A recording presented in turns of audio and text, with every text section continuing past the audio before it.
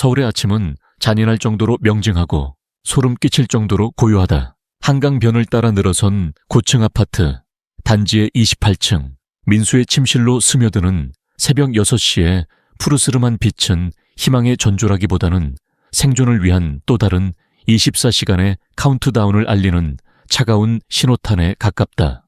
완벽하게 방음 처리된 창문 밖으로 보이는 스카이라인은 마치 거대한 집적 회로처럼 정교하게 반짝이지만 그 안에는 유기적인 생명력 대신 자본주의의 혈관을 흐르는 차가운 데이터만이 부유하고 있다. 민수는 퀸사이즈 침대 위에서 눈을 뜬다. 최고급 거위털, 이불의 촉감은 안락함을 제공하지만 동시에 그를 세상과 격리시키는 무균실의 보호막처럼 느껴진다. 그의 뇌가 각성 상태로 전환되기도 전에 손은 본능적으로 머리맡에 스마트폰을 더듬는다.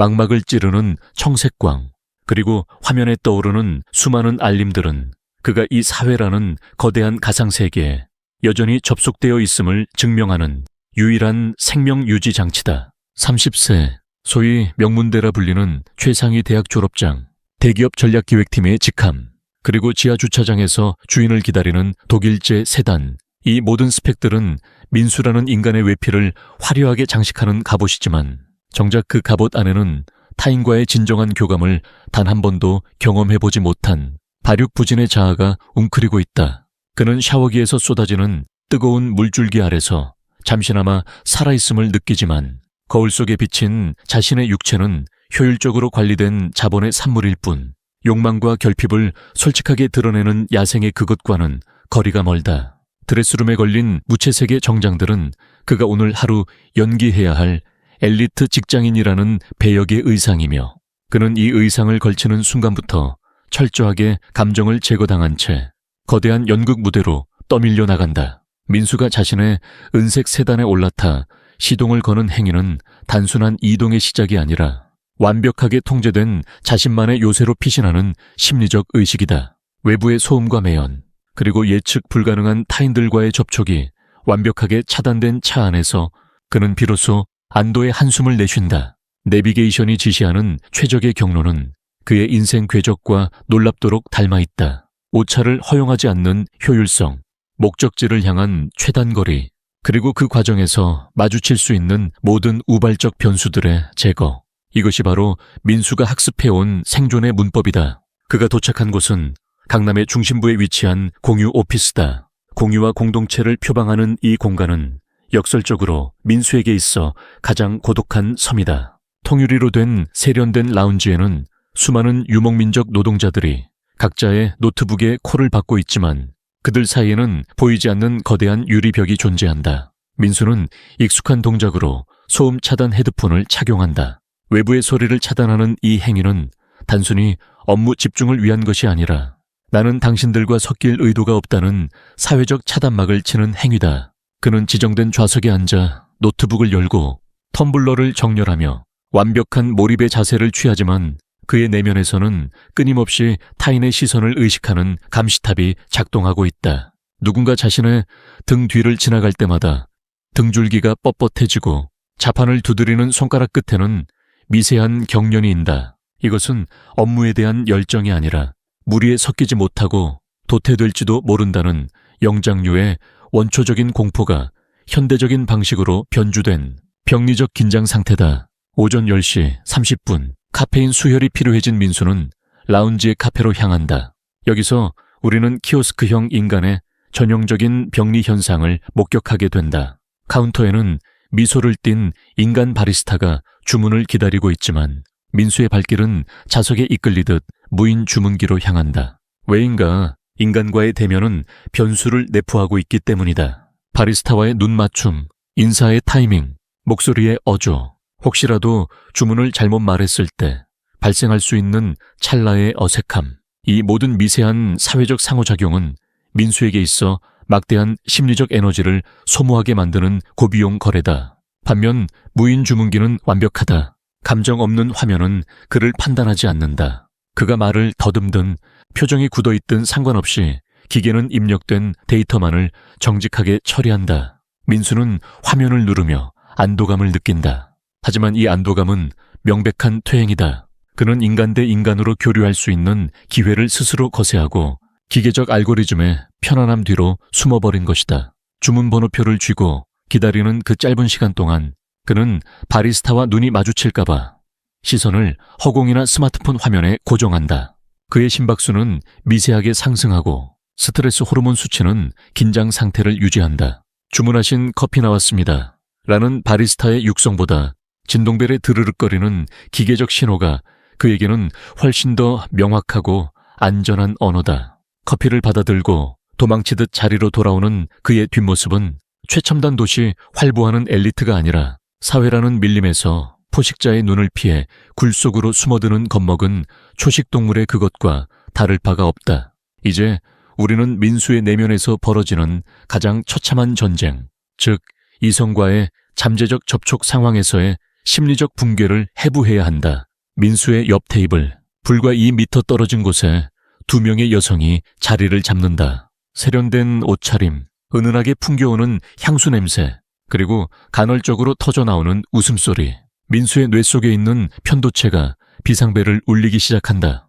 그는 모니터를 응시하고 있지만 그의 모든 감각기관은 옆 테이블을 향해 탐지기를 곤두쓰고 있다. 그는 듣고 있다. 아니, 정확히 말하면 도청하고 있다. 그녀들의 대화 주제가 무엇인지, 어떤 유머 코드에 반응하는지, 현재 그녀들의 기분 상태가 어떤지를 분석한다. 이것은 호기심이 아니라 데이터 수집이다. 민수의 머릿속에서는 수백 가지의 가상 상황이 돌아간다. 저기요, 혹시 충전기 좀 빌릴 수 있을까요? 라는 아주 사소하고 자연스러운 접근을 시도하고 싶은 욕구가 솟구친다. 이것은 수컷으로서의 본능이자 사회적 동물로서의 당연한 욕구다. 그러나 그 즉시 그의 뇌 속에 설치된 강력한 검열 시스템인 초자아가 가동된다. 네가 말을 걸면 그녀들은 너를 이상한 사람 취급할 것이다. 지금 이 타이밍에 말을 거는 것은 업무 방해다.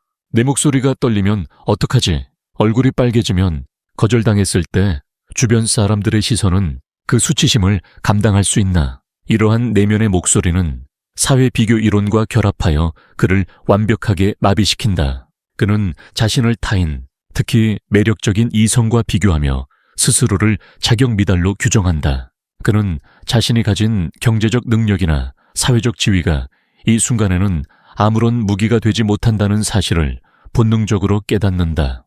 여기서 발생하는 것은 경제학적 용어인 기회비용의 치명적인 오류다. 민수는 말을 걸었을 때 얻을 수 있는 잠재적 이익인 새로운 관계, 즐거운 대화, 자존감 상승은 극도로 과소평가하고 실패했을 때 치러야 할 잠재적 비용인 거절, 수치심, 사회적 낙인은 비정상적으로 과대평가한다. 이것은 손실 회피 편향의 극단적인 형태다. 그는 단일 %의 위험도 감수하지 않으려 한다. 왜냐하면 한국 사회의 교육 시스템과 성장 과정은 그에게 정답만을 맞히도록 강요해왔고 실수나 오답은 곧 죽음이라는 등식을 뇌리에 각인시켰기 때문이다. 관계 맺기라는 불확실성의 영역에서 그는 정답이 없는 문제를 마주한 수험생처럼 공황 상태에 빠진다. 그는 옆 테이블의 대화에 끼어들거나 가벼운 농담을 던질 수 있는 수십 번의 기회를 놓친다. 넘도록 이 상황을 묘사해야 하는 이유는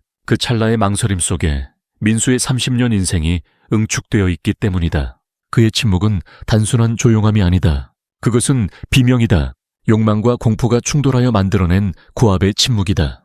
그는 곁눈질로 그녀들을 훔쳐보다가 눈이 마주칠 뻔하자 황급히 시선을 돌린다. 이때 그의 뇌에서는 도파민 대신 스트레스 호르몬이 분비된다. 그는 자신의 비겁함을 예의나 배려라는 단어로 포장하며 합리화한다. 나는 바쁜 직장인이니까 저런 가벼운 대화에 낄 시간은 없어.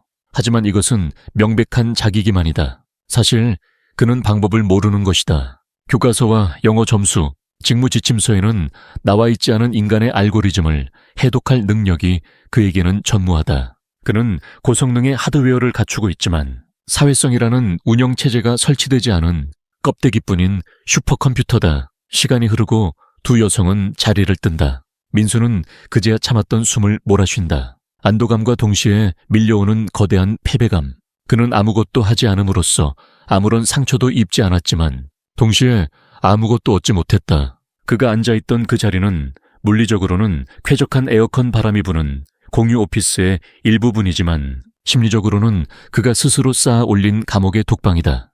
그는 다시 화면 속에 엑셀 파일로 도피한다. 숫자와 데이터는 그를 배신하지 않으니까. 하지만 그의 무의식 깊은 곳, 억눌린 자아는 비명을 지르고 있다. 이 화려한 도시에서 가장 성공한 듯 보이는 그가 사실은 가장 철저하게 고립된 유령이라는 사실을 그는 뼛속 깊이 자각하고 있기 때문이다. 이 지독한 인지 부조화야말로 민수를 서서히 갉아먹는 만성질환의 실체다. 그는 사회적 인맥망에서 접속이 끊긴 채 오직 경제적 생산성만을 위해 작동하는 부속품으로 전락하고 있다. 이것은 단순한 소심함의 문제가 아니다. 이것은 고도의 경쟁사회가 잉태한 괴물, 관계 무능력자의 비극적인 탄생설화다. 민수가 스스로 건설한 투명한 감옥 안에서 질식해가는 동안 서울의 또 다른 좌표에서는 전혀 다른 운영체제로 구동되는 인간이 거리를 활보하고 있다. 그의 이름은 태어. 민수와 동일한 30세, 유사한 학력, 비슷한 수준의 연봉을 받는 대기업 대리. 겉보기에는 민수와 태어 사이에 유의미한 생물학적 차이가 존재하지 않는 것처럼 보인다. 그러나 사회적 역학의 관점에서 두 사람은 포식자와 피식자만큼이나 다른 종으로 분류된다. 민수가 사회라는 거대한 기계장치 속에서 마찰을 줄이기 위해 끊임없이 자신을 마모시키는 윤활유 같은 존재라면 태어는 그 기계장치의 설계도면을 훔쳐본 뒤 시스템의 허점을 파고드는 해커다. 태어에게 있어 타인은 공포의 대상이 아니라 입력값에 따라 예측 가능한 반응을 출력하는 생체 단말기일 뿐이다. 그는 선천적인 외향성을 타고난 것이 아니다. 그는 학습했다. 인간의 뇌가 매력, 신뢰, 그리고 권위에 어떻게 반응하는지를 철저하게 분석하고 그 알고리즘을 자신의 행동 양식에 입력해 넣은 것이다. 지금부터 우리는 태어가 어떻게 서울이라는 냉혹한 정글을 자신만의 놀이터로 변주시키는지, 그 정교한 사회적 해킹 기술을 뇌과학과 행동경제학의 수술대 위에 올려놓고 해부할 것이다. 가장 먼저 분석해야 할 것은 타요가 구사하는 매력의 생물학적 기제다. 대다수의 사람들은 매력을 외모나 재력 같은 고정값으로 착각한다. 하지만 타요에게 매력은 상대방의 뇌 속에 도파민을 생성시키는 일련의 과정, 즉 동적 알고리즘이다. 인간의 뇌는 본능적으로 예측 불가능한 보상에 반응하도록 설계되어 있다. 민수와 같은 모범생들이 지루한 이유는 그들의 행동과 언어가 100% 예측 가능하기 때문이다. 그들은 사회가 규정한 예의범절의 각본을 한치의 오차도 없이 낭독한다. 반면 태오는 이 각본을 의도적으로 파괴한다. 이것이 바로 각본 파괴 기술이다. 강남의 한 고급 이탈리안 레스토랑에서 진행된 소개팅 상황을 예로 들어보자. 무거운 침묵과 어색한 탐색전이 오가는 이 숨막히는 공간에서 민수라면 취미가 뭐예요? 직장은 어디세요? 와 같은 안전하지만 지루한 질문들을 던지며 상대방의 방어 기제를 강화시켰을 것이다. 그러나 태오는 다르다. 그는 테이블 위에 놓인 냅킨과 메뉴판의 가격을 이용해 순식간에 공기의 흐름을 바꾼다. 태오는 물을 한 모금 마신 뒤 냅킨을 들어 올리며 지극히 진지한 표정으로 말한다. 이 식당의 파스타 가격 구조를 분석해보면 우리가 이 냅킨을 적어도 5장은 써야 손익분기점이 맞을 것 같은데 어떻게 생각하세요? 같이 냅킨 좀 낭비해볼까요? 이것은 명백한 오류다. 고급 식당에서 가격의 비합리성을 지적하는 것은 금기시되는 행동이다. 그러나 태오는 이 금기를 유머러스한 공모로 비틀어버린다. 상대방의 뇌는 이 돌발적인 데이터 처리에 혼란을 겪지만 곧바로 안도감과 웃음을 터뜨린다. 격식이라는 숨막히는 갑옷을 태오가 먼저 벗어던짐으로써 상대방에게도 이제 긴장을 풀어도 좋다는 신호를 보낸 것이다.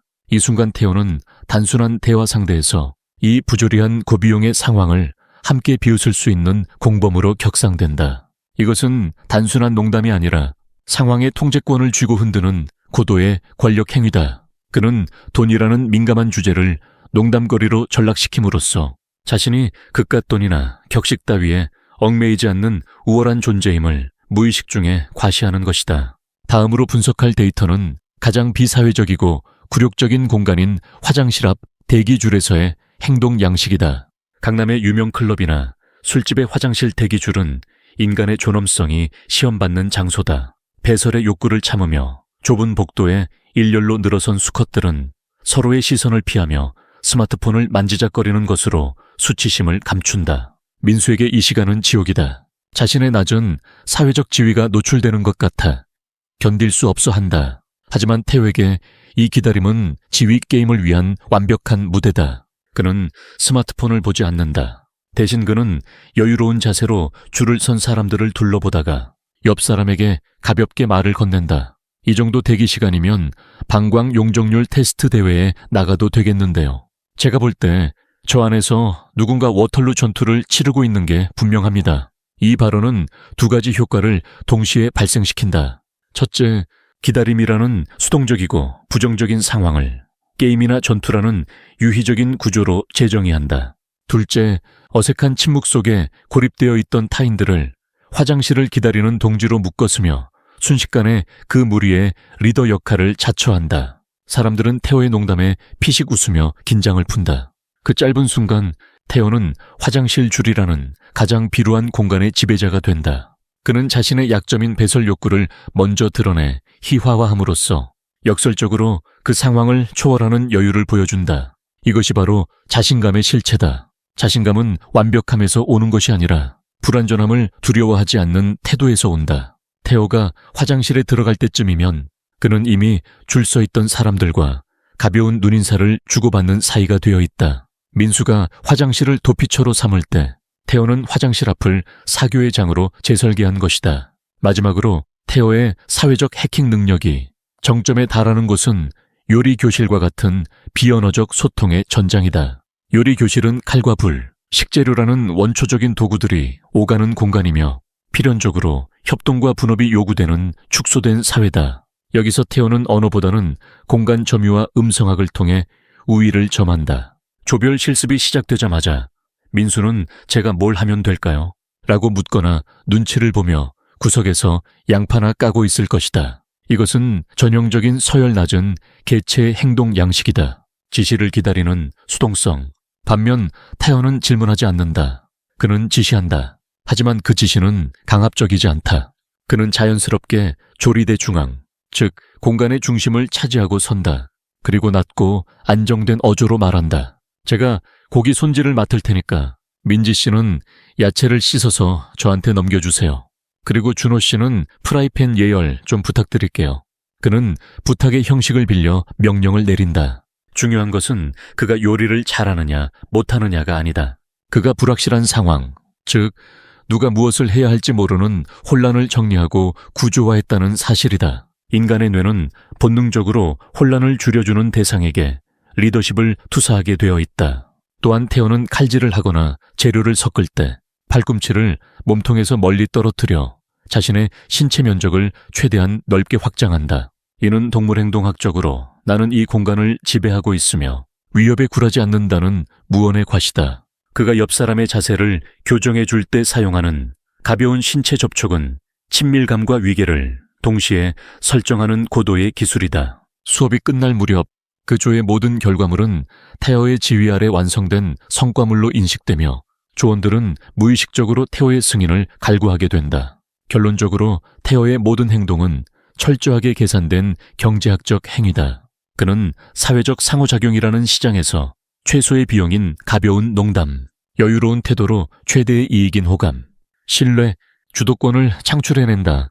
민수가 타인의 시선이라는 감옥에 갇혀 자신의 에너지를 끊임없이 검열과 방어에 소모하는 동안 태호는 타인의 심리를 해킹하여 자신의 에너지를 증폭시키는 연료로 사용한다. 태호가 보여주는 이 압도적인 눈치는 초능력이 아니다. 그것은 인간이라는 종이 수만 년 동안 진화시켜온 사회적 본능을 현대적으로 복원한 아주 오래된 기술이다. 민수의 비극은 그가 이 기술이 존재한다는 사실조차 모른 채 낡아빠진 지침서를 들고 최첨단 전쟁터에 뛰어들었다는 데 있다. 이제 우리는 이 두 가지 상반된 데이터, 즉 민수의 자멸과 태호의 번영을 토대로 한국 사회에서의 인간관계가 갖는 냉혹한 경제적 가치를 산출해야 할 시점에 도달했다. 우리는 앞선 두 번의 해부학적 분석을 통해 민수라는 정체된 고인물과 태호라는 흐르는 강물 사이의 본질적인 차이를 목격했다. 이제 우리는 이 임상실험의 최종 단계이자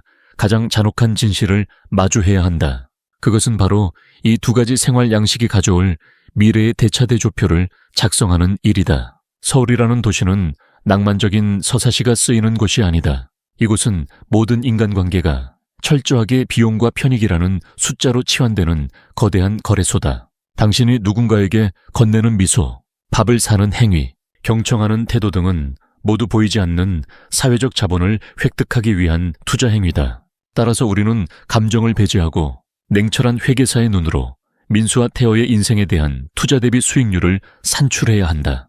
이것은 단순한 예언이 아니라 현재의 데이터가 가리키는 필연적인 귀결이다. 먼저 민수의 경제학을 살펴보자. 민수는 자신의 가치를 입증하기 위해 막대한 고정비용을 지출한다. 그가 타고 다니는 독일제 세단, 손목에 감긴 명품 시계, 그리고 매달 지출되는 품위 유지비는 그가 사회적 지위를 유지하기 위해 지불하는 일종의 구독료다. 하지만 이 막대한 투자가 창출하는 수익은 얼마인가? 제로에 수렴한다. 아니, 오히려 마이너스다. 민수는 타인과의 교류를 차단함으로써 정보의 비대칭성이라는 늪에 빠진다.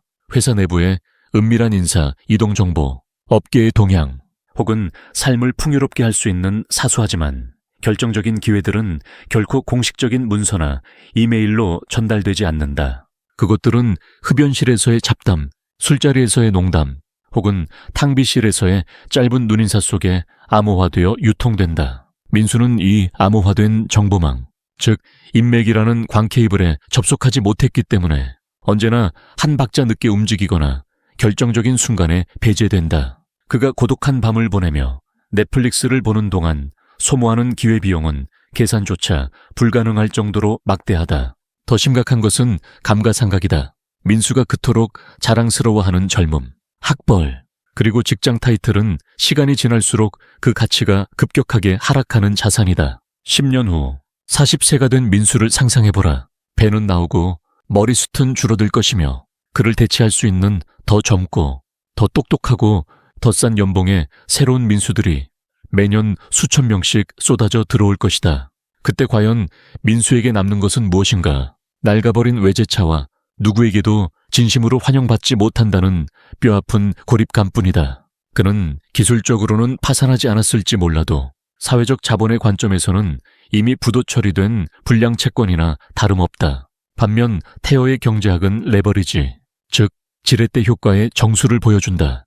태호가 타인의 마음을 얻기 위해 투자하는 비용은 극히 미미하다. 엘리베이터에서 건네는 가벼운 인사, 식당 아주머니에게 던지는 농담, 동료의 힘든 점을 들어주는 10분의 시간. 이 모든 행위의 금전적 비용은 영원에 가깝다. 그러나 이 사소한 투자들이 복리로 굴러가며 만들어내는 수익은 기하급수적이다. 태호는 자신의 뇌뿐만 아니라 타인의 뇌를 외장 하드처럼 활용한다. 그에게 문제가 생겼을 때 그를 도와줄 수 있는 변호사 친구, 의사 선배, 혹은 솜씨 좋은 기술자 후배가 그의 전화번호부 속에 대기하고 있다. 이것은 그가 그들에게 돈을 줬기 때문이 아니다. 그가 평소에 적립해둔 정서적 마일리지 덕분이다. 10년 후 40세의 태호를 시뮬레이션 해보자. 그는 아마도 조직의 임원이 되어 있거나 자신의 사업체를 운영하고 있을 확률이 높다. 왜냐하면 현대 사회에서 가장 희소하고 비싼 자원은 기술이 아니라 사람을 움직이는 능력이기 때문이다. 인공지능이 데이터를 처리하고 로봇이 노동을 대체하는 시대가 올수록 태호와 같은 사회적 해커들의 가치는 천정부지로 치솟는다. 기계가 흉내낼 수 없는 인간 고유의 영역, 즉 공감, 설득, 협상, 그리고 매력이라는 무형 자산을 독점하고 있기 때문이다. 태호에게 위기는 곧 기회가 된다. 그를 지지하는 촘촘한 인적 네트워크가 그를 추락하지 않게 받쳐주는 안전망 역할을 하기 때문이다. 그렇다면 우리는 여기서 거시적인 질문을 던져야 한다. 도대체 왜 대한민국 사회는 타요보다 민수를 더 많이 양산해내는가? 왜 서울의 거리는 수많은 민수들로 넘쳐나는가? 이것은 개인의 성격 문제가 아니라 시스템의 구조적 결함이다. 한국의 교육 시스템과 사회 구조는 거대한 민수 양성소다. 유치원 때부터 시작되는 서열화된 경쟁, 정답만이 존재한다고 가르치는 객관식 시험, 그리고 튀는 것을 죄악시하는 집단주의 문화, 이 모든 것이 결합하여 우리는 옆에 있는 친구를 잠재적 경쟁자로, 나보다 앞서가는 사람을 질투의 대상으로, 뒤처지는 사람을 무시의 대상으로 인식하도록 프로그래밍 되었다. 우리는 타인과 협력하여 파일을 키우는 버퍼지티브 섬게임을 배우지 못하고 남의 것을 뺏어야 내가 사는 법제로 섬게임만을 처절하게 학습했다. 이것이 바로 지옥도라 불리는 헬조선의 실체다. 우리는 모두 각자의 참호 속에 숨어 머리를 내미는 순간 저격당할지 모른다는 공포에 떨며 서로를 향해 총구를 겨누고 있는 것이다. 민수의 침묵과 회피는 이러한 전시 상황에서 살아남기 위해 진화한 슬프고도 기형적인 방어 기제다. 그는 타인과 섞이는 것이 위험하다고 판단했기에 스스로를 투명 인간으로 위장한 것이다. 하지만 이제 판이 바뀌었다. 과거 산업화 시대에는 민수와 같은 성실한 부속품이 환영받았을지 모른다. 시키는 일만 잘하고 감정을 드러내지 않으며 기계처럼 일하는 인재가 필요했으니까. 그러나 지금은 초연결 사회다. 연결되지 않은 개체는 도태된다. 단순히 외로움의 문제가 아니다. 생존의 문제다. 당신이 아무리 뛰어난 스펙을 가지고 있어도 그것을 타인에게 세일즈하고 타인과 연결하여 새로운 가치를 창출하지 못한다면 당신은 그저 성능 좋은 고철 덩어리에 불과하다. 지금 이 글을 읽고 있는 당신이 만약 민수와 비슷한 증상을 겪고 있다면 이것은 당신의 영혼이 보내는 마지막 구조 신호임을 깨달아야 한다. 결론적으로 나는 리얼리스트로서 당신에게 사탕발림 같은 위로를 건넬 생각이 추호도 없다. 있는 그대로의 너를 사랑하라거나 내향적인 것도 괜찮다. 따위의 무책임한 말은 서점의 자기개발 코너에 널린 책들에게서나 찾아라. 나는 당신에게 수술용 메스를 들이댈 것이다. 변해야 한다. 그것도 아주 필사적으로.